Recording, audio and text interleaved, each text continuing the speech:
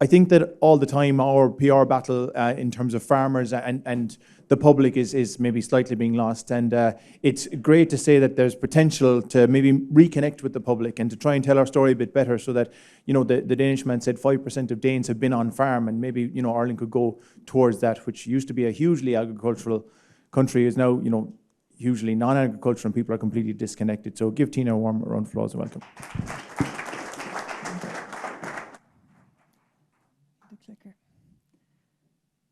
Hello, I'm delighted to be here. I'm talking about something totally different to what Mike was just speaking about, and in many ways also totally the same, because the principles between regenerative tourism and regenerative agriculture will be quite similar.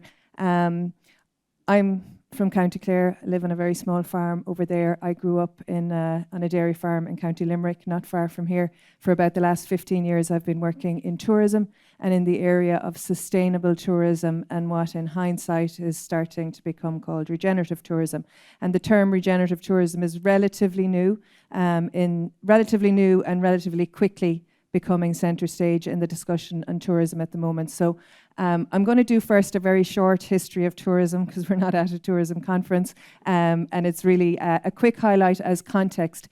Tourism started being counted in around 1950, and at that time there were 25 million international travellers for tourism worldwide.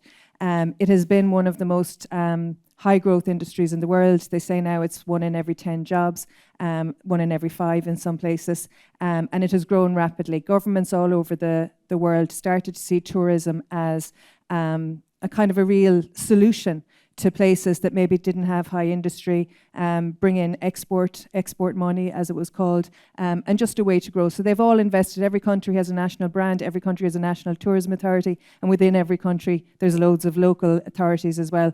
So it grew and grew. In 2019, before the pandemic, it was at 1.4 million international travelers, 1.4 billion international travelers, and it's moving all the way to 3 billion by 2030. That was the prediction pre-pandemic. Post-pandemic, it's still predicted to be at around that by 2030. So we had always judged tourism success in numbers. The only measure really of worldwide tourism is numbers, the number of visitors that are traveling into any place at any given time. And so the only target has always been more. Right, so more numbers. So the more visitors we would have, and it's a fairly benign assumption would be that in any country or destination, the more visitors you would have, the more money that would flow into the local economy, and the better off local communities would be. That was the equation. That's why governments were investing. But we found over time that that didn't necessarily stack up. What we did find is some of the world's hotspot destinations, bucket list destinations, as you'll see there, really started to attract a lot of tourists. And they became kind of the Instagram places, the bucket list places, the ones we've been to and everybody wants to be to. And then we started to see pre-pandemic the word over-tourism come into play. And that's a picture on Everest on the busiest day that might be in Everest, which happens about twice a year, so not all the time. But we started to see these images that really shocked people and really got people questioning about, well, really, is this working the way we thought it was going to work? And we saw communities, like here in Venice, being compromised, cultures being compromised, a very uneven distribution of visitors where you can barely walk in Venice and you might not find any visitors in a town 30 kilometers from there that might have, a similar offering. And we started to see communities fight back and say, look, we've had enough of this. We're not getting the benefit. And it became clear that the assumption was false, that there was going to be a tipping point, where the more visitors that came, the less the value would actually be to the local area. And added to that is the whole climate discussion now, and the need to reduce carbon emissions, the idea of flight shame, and us all starting to question our flight patterns, and the idea of tourism leakage, the leaky bucket, that even though there could be 3 billion visitors moving internationally, not all that benefit is staying in the places where tourism is actually happening. And that's a big issue. It's like, for example, how much of the spend of those people in Venice is staying in Venice. A lot of it is not. We have the same situations here in Ireland. When I started working in tourism, and it was a big shock, Fáilte Ireland would publish, and I think it still does, 2 league tables every year of counties in order of numbers of visitors and counties in order of spend per visitor. And County Clare, which was my county, was number 5 in terms of number of visitors. So the 5th most visited county in the country, but number 24 in terms of spend per head. And the exact opposite of that was Cavan. And Cavan was number 24 in terms of number of visitors, but they had nearly 5 times the spend per head of what Clare had. So Clare had a lot of visitors, but not a lot of spend. And that's the leaky bucket. There's a lot of people making money in tourism, and a lot of the times it's not in the community where tourism takes place. And people then started to call it, for that reason, an extractive industry. And these were new terms just before the pandemic, really. And also the idea that it was unstoppable, that it was out of everyone's control, that disposable incomes were growing, it was easier and easier to fly, and this was just going to keep going, and really there was nothing we could do about it. And of course, it stopped, obviously, and stopped completely, and it stopped very shockingly. And so in that time where there was no tourism at all and no movement at all, an awful lot of things have been discussed and thought about, and initially it was very much, well, we've got to build back. You keep hearing it now, when will we get back to 2019 levels? Or when you hear a tourism update on the news, it's compared to where are we at 2019 levels. But actually the conversation in destinations and at a national level and in communities is, we need to build this back a little bit differently to the way it was before. And so while the economic imperative was really strong coming out of the pandemic, so was also, well, what's the social impact of tourism? What's the community impact of tourism? A lot of destinations had started to see what their place was like without the visitors, and they quite liked it as well. And so there's a lot of things going on. And they say, the research tells us there is a fundamental values shift when it comes to travel and tourism, the guilt factor, what we should do, and where our money should go, where should it actually benefit. And I suppose there's an extent to which the paradigm is starting to shift. You've probably seen that slide, it circulated a lot during the pandemic, the idea that actually COVID-19 was the least of our issues, and in terms of values, people are just much more aware now than they were about the climate change and the biodiversity collapse. And all of that is changing how we think about tourism. And the question tourism is asking itself is, are we brave enough to leave behind a paradigm that served us very well for a very long time, but is probably not going to serve us as well in the future? And that's a question of moving from the numbers paradigm, so continuously looking for more and more growth, when it's clear that there's a point where growing is going to be difficult, and moving to what I would like to call the place paradigm. So starting to look at tourism through the lens of the place, rather than through, as Mike was saying, rather than product down, but bottom up, from the community's point of view and from the place point of view. So we're seeing a shift where the driver in tourism should be the place and the people in the place, rather than the product and the visitor and the people who want to travel. And that's quite a change, because it'll change our targets and it'll change how we work and it will change how we measure as well. And it's not to say that every place suffered from over-tourism, but it is clear that if tourism doubled by 2030, an awful lot of more places are going to suffer with exactly that issue. So what does that mean in terms of agritourism or regenerative tourism? What does it mean? Regenerative tourism, I think Mike's discussion there on soil, I heard somebody, there's a lady in the UK called Anna Pollock who writes and speaks a lot about this, and she famously said that community is to regenerative tourism what soil is to regenerative agriculture. And it's the very basis of everything. It hasn't always been. We've believed more numbers would help communities. We've found out it hasn't helped the right communities, and it hasn't necessarily helped them in the right way. We've never measured the health of communities. We've never really asked communities what they think about tourism. Are they happy? We've just taken a social license to do that, and all of that is under question now. So one of the things regenerative tourism does is the idea that going beyond sustainability, it's not about mitigating the damage. It's actually about being intentional about bringing better conditions to a place as a result of tourism, and not being blind about assuming tourism is going to be good, but actually questioning, well, what does tourism do for us? What does it do for this place? So one of the things I get to ask communities when we go out and talk to them is, instead of just, the first question definitely 4 or 5 years ago was, how will we get more visitors in every room? How will we get more visitors? Back to the more question. And now we're asking, well, why do you want more visitors? So, and then we're going back before that and we say, what does thriving look like for this place? What would it look like if this place was flourishing and thriving? And some people, first person who answers will nearly always say, people working. What do we want? We want people working. And as you go through it, you get down to the stuff that really connects people in tourism, which is their place.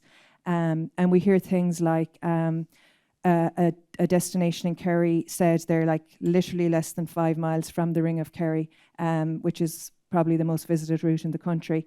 And they said we would measure success of tourism by the number of children in our primary school, because they were depopulating. The school is in danger of closing, and they're saying, what would be the point of tourism? What is the point of the tourism that was passing their door if the communities around them are still dying? A place up in between Dublin and Belfast said they had loads of work, loads of employment, lots of big populations, large estates, but nobody there during the day. This was the idea. They said they wanted to reduce the number of people who commuted, that would be a good sense of, because the soul of their community was taking away.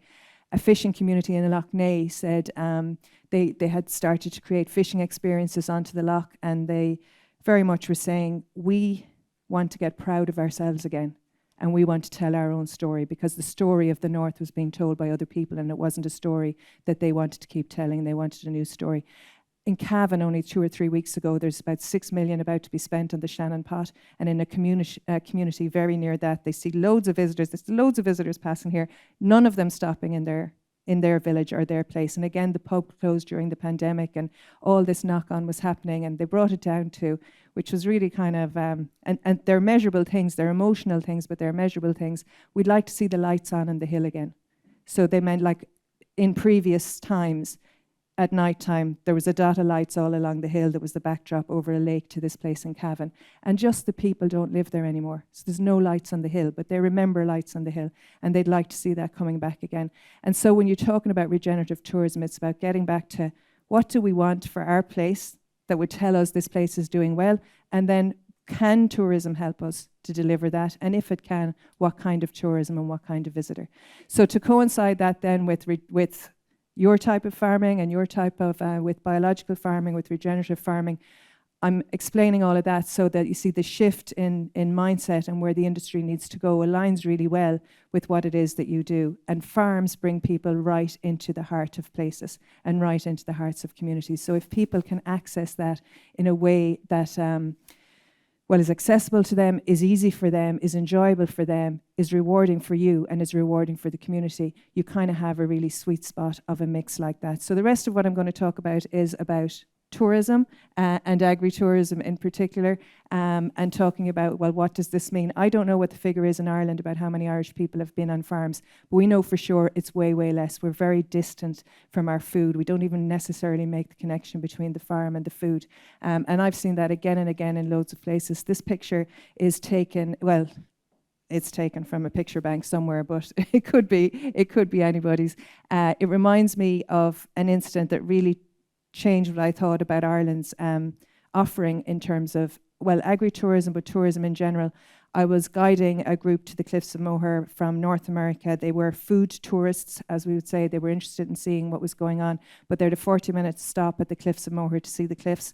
And I was waiting near the bus in case anybody came back, but there were 3 or 4 ladies, and they didn't get past the entrance. They didn't walk into the cliffs at all. They stayed at the entrance, and it's a bit more managed now. But at that time, the cattle would come right up almost to a wire fence that walked in that way, and they were just staying, rubbing these cattle that were there.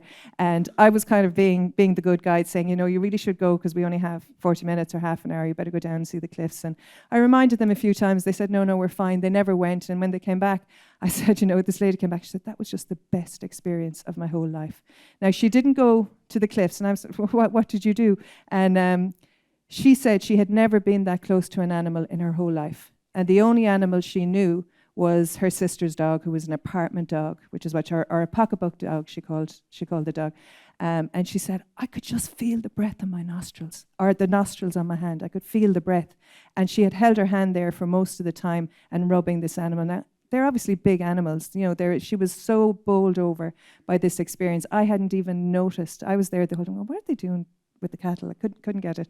And it shifted what I thought, that she had had a life-changing experience just by being near that cow, or I'm not sure if it was a cow, but cattle anyway. And this is another example where I was on holidays with my family in California. We were sitting, we stayed in a motel for a night. A couple that were beside us came back from a farm, and they brought punnets of strawberries with them. They bought more than they could eat, but they were so good they wanted them. So they gave us the strawberries, and we tasted them, and they were unbelievably out of this world. As a result, we ended up at the strawberry farm the next day. But it's of all the things, and there's wonderful things you can do in California, my kids remember this the most. They go, do you remember the day with the strawberries? And do you remember the day we went to the strawberry farm? And there's something about the census that agritourism can bring that actually none of the rest of it can bring, and that connection back to a place. We felt we met Californian farmers. We wouldn't have met if those people hadn't given us the strawberries. And that was totally different to the manufactured tourism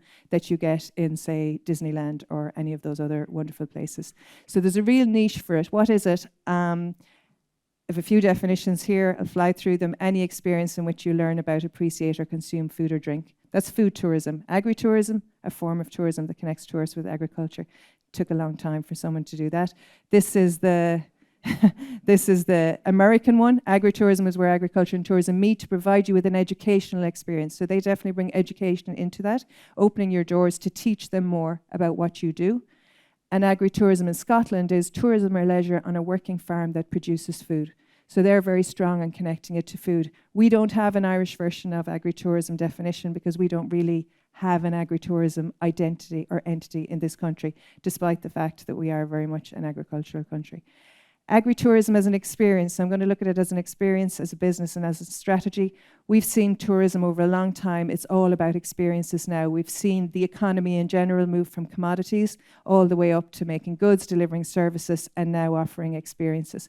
So an example, this is St. Tola Goat Cheese Farm in County Clare. An example is of exactly that process, is moving from, the animals through to the cheese product, through to somebody being able to actually meet that kid goat, and then that little building is an economy museum. It's like a museum of the farm that people can visit. So they've moved all the way through that value chain.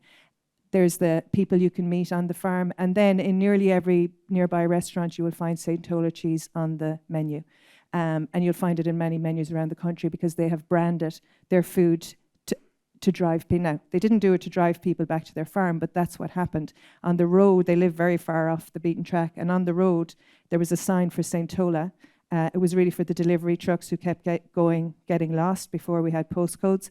But visitors who had eaten in the restaurant kept seeing it and going, I'm driving up this farm, and they weren't able to accommodate them. So that's how their tourism started, where they had to kind of set up something for people to visit.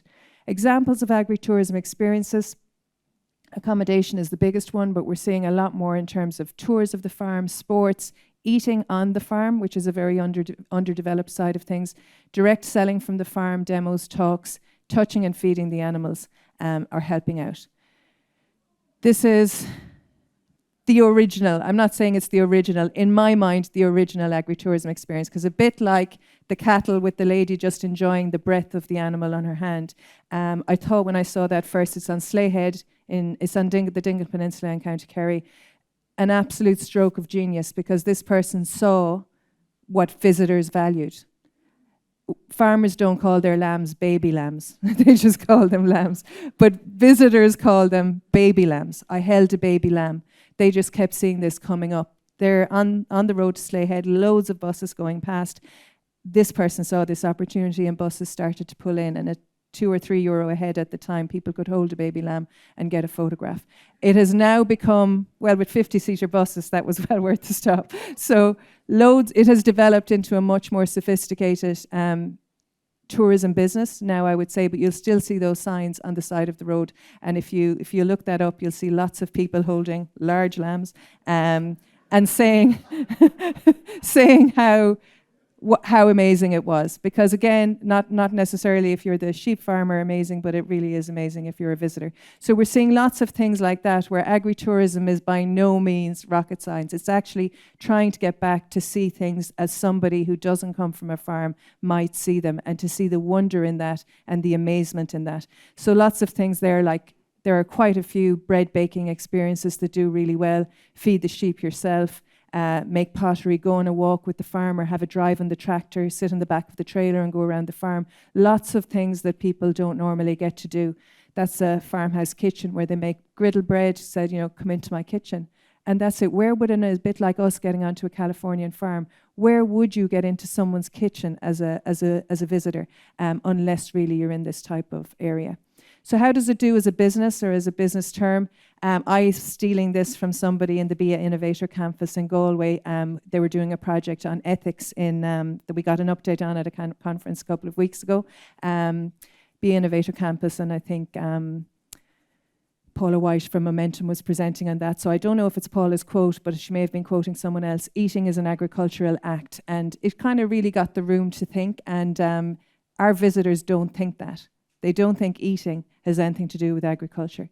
And I think that's the big opportunity we have in terms of packaging that experience. And what Rob said about the PR, I think tourism to regenerative and biological farms is just a brilliant way to tell the story, because it lets people understand your story firsthand. The learning education part is huge, even while it's fun, and they go back and they start telling their story for you in their own words. And one of the best things you can do for good PR is listen to what other people say about you, because their words are the words you need to be using, like hold a baby lamb, not, I'm a sheep farmer. So starting to tell things from the perspective of the people you're trying to influence. This is the last research we had in tourism on food tourism was 2014, 2015. I think this was 2016 published, probably on 2015 data. There was the 2 to 7 of the Irish experiences that appealed the most, and number 1 was visiting a local producer or processor. So they were the things with the highest appeal, but that was the one that was the least available to anybody. So getting on farms is really difficult, and there's lots of reasons for that, but getting to meet a local producer is right up there in the top. This is a farm in Kilfenora that converted, you see lots of these ideas, a horse truck into glamping, but it's in their farmyard. So if you're staying there, you're meeting them going around about their business the whole time that you're there, which is part of the appeal.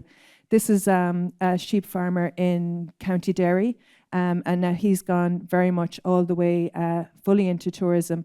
And his story was, this has moved on from this. He had built this viewing area in the end he does the sheepdog demonstrations and talks.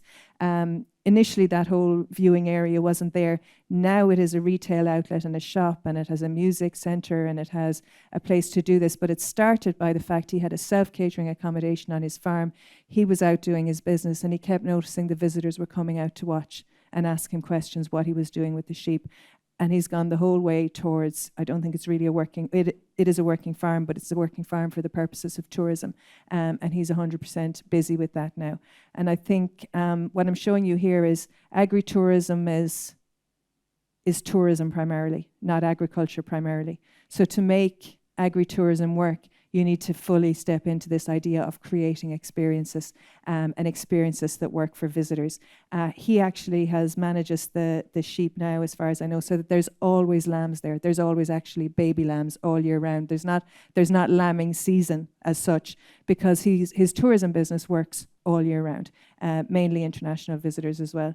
These are examples. This is a farm in Mayo. I don't know the farm personally, but I just took it off their website for examples of how you can package it. Traditional turf cutting, which I think it says in it, is a 45-minute experience. Historical pre-Irish famine walking tour, 3 hours. Irish music and dance, 1 hour. So they're packaged into something that has a time, a date, a fee, a price, and a way to book. And that's how tourism will work effectively. Similar packages, there's, I think, scone making experiences, wool spinning experiences, things that it would surprise us that people will pay for, and we mightn't spend 2 hours doing it, but certainly a lot of visitors will. Rigney's farm they do a lot of different things. I'm highlighting there in their menu retreats, a farm retreat. And if you look that up, it really is just time with them on the farm and time with them in their kitchen. And it's that stepping away from the busyness of everyday life. Highbank Orchard in Kilkenny, they grow apples, obviously, but they have a whole experience built around that. And you can see the farmer there in the middle picture on his tractor with a trailer full of visitors. And that's the most popular thing, is for them to sit with the farmer and drive around. All the time they're learning about how the food or the drink or the farming is being done. And they're doing that in a memorable way. This is Burn Farm Experience. They're all just examples of how they have moved fully from adding on just tourism, and their farms are still working farms, but also packaging it in a way that works well in the tourism industry, which is a very different structured industry. In Scotland, Scotland has done a huge amount of this in the last, I think their first agritourism strategy was published in late 2021 after a lot of groundwork from the ground up by Scottish farmers who wanted to be involved in this. And they have done, I think I've skipped on there by mistake. Yeah, they have, the first strategy was 2021. They're a loud voice at the table of Scottish tourism now. They have, they're a strategic priority, given that they weren't really even there at all. But they publish a growth tracker every year. And this was interesting, that 35% offer food and drink consumption on site, 55% sell online, 36% sell in a 29% via an honesty box. Those figures are really low, but their research by comparison to, we'll say, other forms of tourism, this ancillary income is probably where there's a huge potential benefit in tourism. So there's in agritourism, part of it is visiting the farm and part of it is what they can sell on site. We know visitors want to eat food and drink and eat food and have drink on site, and they like to buy it afterwards, and they'll buy it repeatedly afterwards as well. But there's really only a third in Scotland, for example, who are offering that facility. So that's something they're really trying to work on. In terms of the profitability, again, from their analysis, and they have over 300 farmers who came back on this, the farm profitability is around 67%, farm retail 69%, and agritourism 20 to 26%. So it's high profitability for them. At the moment, I'm saying Scotland because they have data, they have a strategy, we don't, but they're a good comparison. Agritourism is worth £60 million to the Scottish economy right now, and on-farm retail is worth £110 million. And they're hoping to double that over the next 10 years. So it's significant. The average number of visitors to their agritourism farms is somewhere over 4,000 in a given year, and an average, they say on their farms, I find it high, of 100,000 spend on average per farm. So as a strategy, these are the current tourism strategies that we have. Growing tourism. Now this is old and it was published before the pandemic, and I think there's a new one due out early next year, I would think. But we have very new regional strategies for the Wild Atlantic Way, Ireland's Hidden Heartlands, Dublin and Ireland's Ancient East.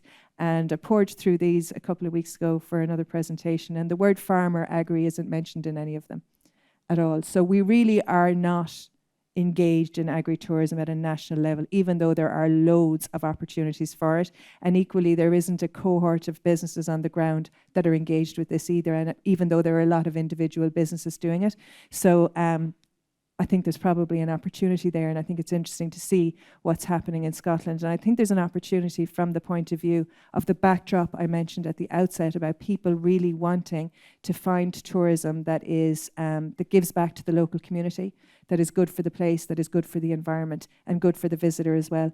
They say with food tourism on that last research from 2016 that if you had 100% of all tourists, 10% only eat for fuel, 10% are really foodies, they're traveling for food, and 80% in the middle are just leisure travelers. And it's that 80% where all this interest is growing in so far. So probably for agritourism, I'm sure many of you probably have visitors for your farm.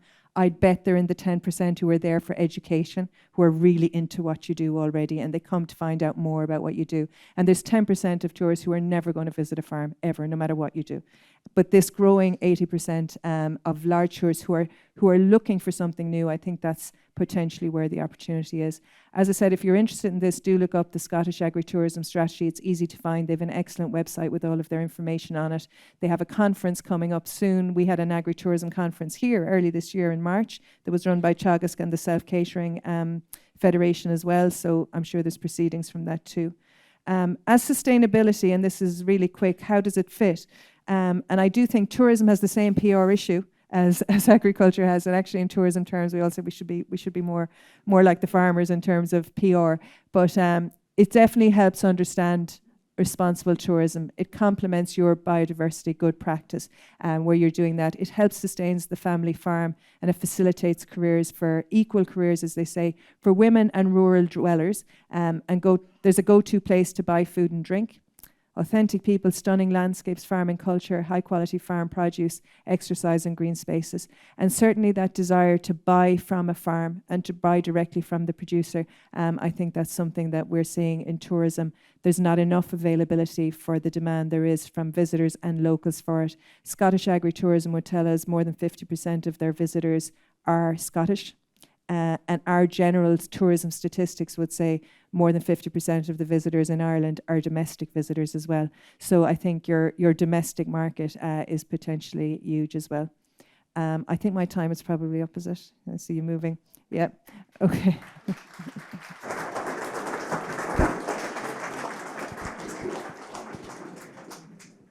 I'll say only 3 more things. Critical success factors. Storytelling, number 1. Tourism is about stories, telling the story in a way that visitors are interested in it. So I'm going to fly through the slides. There's loads of stories. There's no end to the angles on stories you could tell. Photographs tell great stories. So getting really good photographs of what you do tells 1,000 stories, also gets lots of good media. Authenticity and purpose, the story of why you do what you do. People are most interested in that. This is the happy chicken farmer in Galway. His own personal story of why he does it is interesting. And people want to be temporary locals. That's the big vogue thing in tourism right now. So allowing them to do that and collaborating in your destination. So Glen Shane, if you're on their website, that's the sheep farmer. One of the first things you see is what else to do nearby. Visitors are doing a lot of different things. They're not ever coming for just one thing. So this is the Burren. There are lots of people involved in tourism that is Burren-based, that is place-based. And I think the important thing for regenerative tourism is that it's place-based. Being you're one of the box chocolates in the box. That's the only thing. And so connecting with the rest of them so that visitors have a selection is really, really important. If anybody wants to talk to me, there are the details. But thank you very much for listening and good luck with all of it. Tina, have a seat and we'll have a chat. That was fantastic. I'm absolutely blown away by it. Great sort of knowledge there. Maybe a comment before we kick off the questions that great to hear people talking about goals that are non-monetary, the lights on the hill.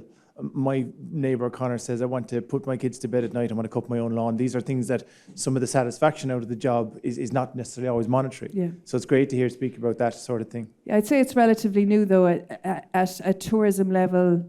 Industry-wise, we don't have the metrics yet, and people are slow to start thinking about those metrics, but the conversations are starting. I think we wouldn't have been asking those questions 2 years ago, but whereas that's certainly coming to the fore now. It's great, and maybe your figures there on monetary benefits and what can be made and what can be earned. There's probably a whole lot of secondary benefits to us as farmers and to the perception that aren't measurable, that might be knock on from this if it did get going and if there was incomes coming in. The secondary benefits of people becoming more connected are immeasurable nearly. Yeah, exactly. And it's that back to the point that community is the central part here. And so it might be your immediate community in a place, but it's also allowing people to feel they're part of the farming community or the food production community, which I think is a link we're all missing in everyday life. You know, people aren't necessarily making that connection. The closer you can bring people to a farm, even if it's outside the gate of the farm, if it's the honesty box for the eggs, people are there and they're connecting and they're feeling then part of something.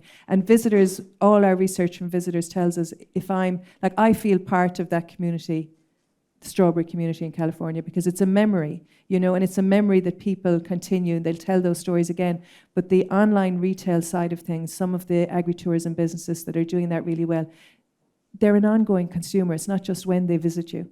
They are recommending and they'll buy online if it's available online. And I can imagine the strawberry farmer probably gets an awful lot from knowing that he's done that for people. Yeah. Sometimes definitely now the ebb in farming is a bit low and we're a little bit sort of down because we had a rough season and just generally kind of a negativity towards it. Have we got anybody there who'd like to ask Tina a question? I'm not sure if we have time for you, Sean. Well, you're going to have to because agritourism, you said, it's about stories. And I'm going to have to tell this story before we move on to the question. I was doing some work with a friend of mine on alpaca farming. And he started off wool and the whole thing and selling these special duvets and everything. And he contacted me 6 months later and he said, Sean, I need a bit of advice. He says, I'm thinking of doing alpaca trekking and I'm going to target the American market. And I'm going, are you fucking crazy? The Americans will kill the poor little alpacas. Sean, they'll walk with them.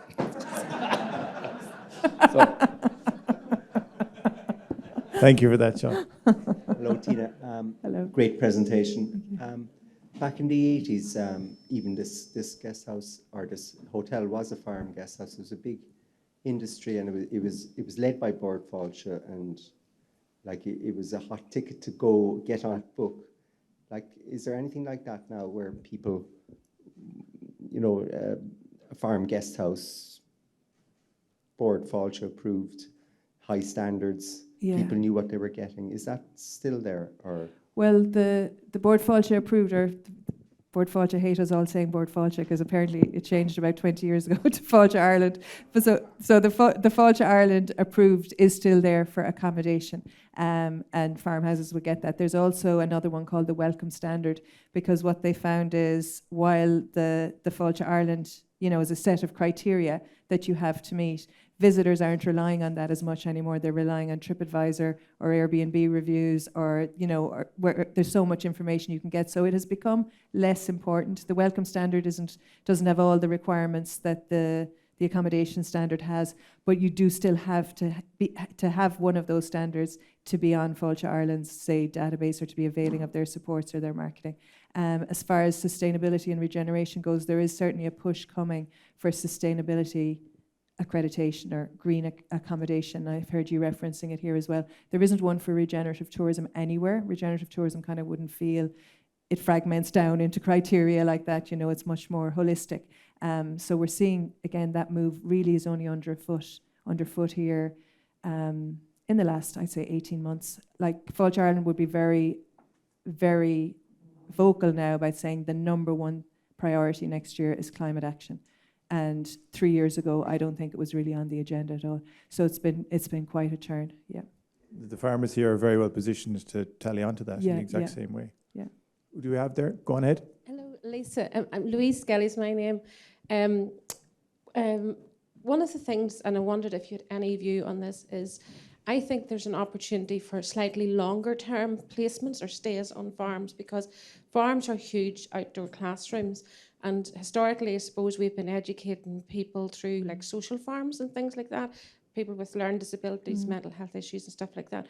But at the other end of the scale, we on our farm, we take students from university on longer term placements because of, there's huge learning skills which they can go on to develop. Some of them want to go into veterinary or whatever. And I think there's a real opportunity to open up farms as places where people learn life skills as well, slightly longer, a different type of placement or visiting experience with a wee bit about more how we shape people, and also about connecting with a different generation. Here in Ireland, we're only 2 generations away from being an agricultural economy, yet the majority of people don't understand anything about farming now. So I wondered if there has been anything, along those lines. We would have students, for example, up to 9 months from the universities, and that has been really, really powerful in terms of their development and learning. And I'm just wondering, I know it's a slightly different agenda, but I think there is a real opportunity for farms to open up to bring young people into and to work with them. Yeah. I'd agree fully. I mean, you obviously have the experience of how that works, and it's a great example of tourism that benefits and has a longer term legacy as well. You're saying those young people will be influenced and affected by that, and it will shape how they develop. Absolutely think there's an opportunity. It probably goes back to, have I read anything about it? Is there any supports for it? No, there isn't. And I think that goes back to the fact we don't have an agri-tourism strategy. Coming from any side, we have lots of people who feel there's opportunities, and like you say, if you identified what you're speaking about there, longer stays that are off season, that's what everyone in tourism is looking for. They're like the 2 priorities for Irish tourism. I was just at World Travel Market for the last 2 days. They're the priorities of every single country, to deseasonalise and to disperse the visitors. And the type of packages you're talking about there do exactly that. It seems like a big opportunity that we really should be trying to develop. And isn't it incredible that there may be a customer looking for a service, and there may be a service that's looking for a customer, and just the bit in the middle is maybe missing? Well, yeah, you kind of need a framework and an approach and a way for people to collaborate, because this type of tourism takes a lot of collaboration. It's the real authentic. It's authentic. You're basically sharing what you already do, and that's the other massive buzzword in tourism right now. People want authentic. What's authentic? How do you find that? It's genuine, yeah. We Yeah, might have the exactly. right woman for the job here on the stage at the moment. Is there anybody else there? One more there, yeah, and that'll be the last question. Hi, Tina. Stephen Meredith from the Irish Organic Association. You were talking about place, and there's many examples across Europe of the bioregions or eco-regions in Italy, France, and beyond, where you're bringing together certified organic farms and businesses. Have you looked at that in terms of your work, in terms of the opportunities here in Ireland to start looking at that at all? Just be interested to know. Really interesting presentation. Thanks very much. I can't say I've looked at it in any depth, in the sense that I personally am doing a lot of study on regenerative tourism. As you said, it's pretty much an emerging field. And funny, I was just going to do a set of words that are, new words for tourism, and bioregion is one of them. I would say no, other than being aware of the concept and, like you say, some countries internationally having done a lot on that, I don't think there's been much done in Ireland so far. But if we move to that idea of seeing it through the lens of place rather than through the eternal growth of numbers, that's inevitably going to become really, really important. That's going to be the framework through which we teach. So I think it's emerging language for tourism and emerging understanding on that as well. There's huge potential crossover between what's been talked about in the room at your conference the last couple of days and I think what is starting to be talked about in tourism. I wouldn't want to give the impression that tourism is doing any of this, really, to be honest. Somebody said, well, as I said, the conversations are starting more than anything. But I was at a tourism conference a few weeks ago where Jim Deegan, who's professor in the University of Limerick, and he's the head of tourism policy studies, and he said, because somebody said, maybe you or Mike said something a little while ago, he said, all those people we thought were a bit mad a few years ago that were talking about sustainable tourism. He said, those people who were 10 years ago, and he named a few in the room who were doing that. He said, we all thought they were mad, but it turns out they're the visionaries. And I thought it was a massive thing for him to say because, he admitted maybe they thought they were mad. He admitted that he didn't see all this coming, the change in visitors coming so quickly, but also to go so far as to say, look, that is the vision for the future, but we're just at a turning point now.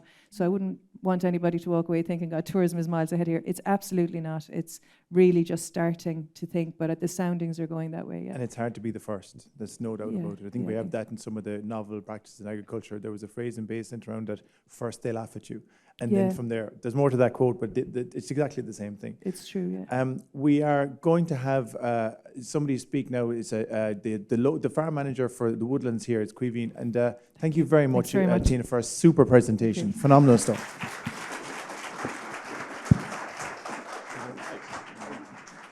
Take the stage.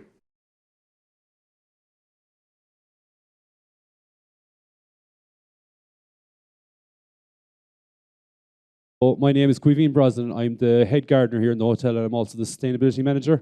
And I suppose Mary Fitzgerald is in Florida at the moment, sunning herself, and she couldn't be here. So she's asked me just to say a few words for her today on her behalf. So I suppose on behalf of the Fitzgerald family and all the staff in the hotel, we're absolutely honoured to have you here the last 2 days. Like, the knowledge in the room, the knowledge on the stage across the board is just fantastic, and a top-class event. So kudos to the lads for that. Bula bus for that, lads.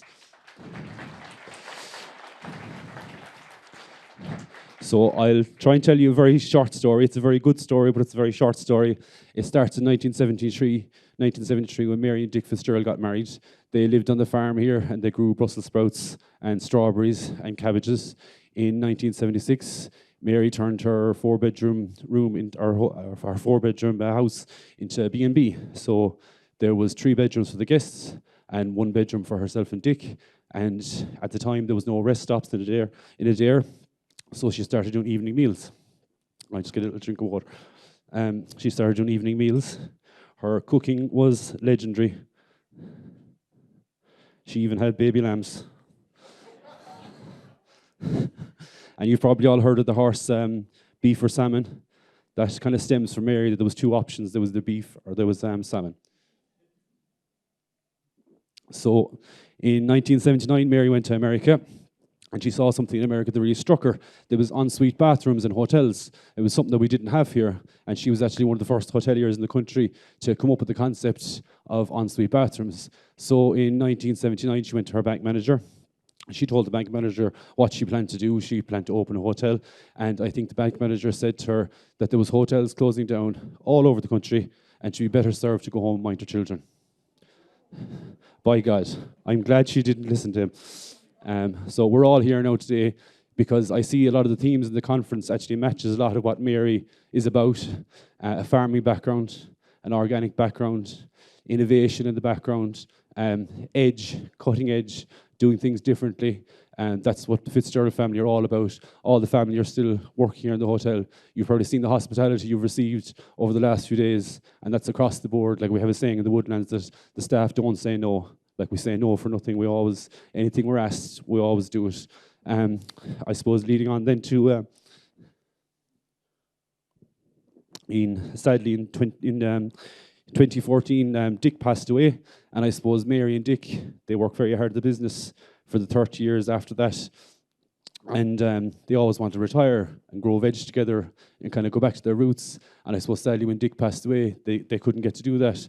So we, in 2016 then, we opened up the Mary's Organic Garden around the back of the hotel. I met a few of you up there over the last few days, and I suppose that's in honour of Dick. And what we do in the garden is, it started off, we were just trying to produce vegetables for the hotel, and then it's developed into a form of education for junior guests.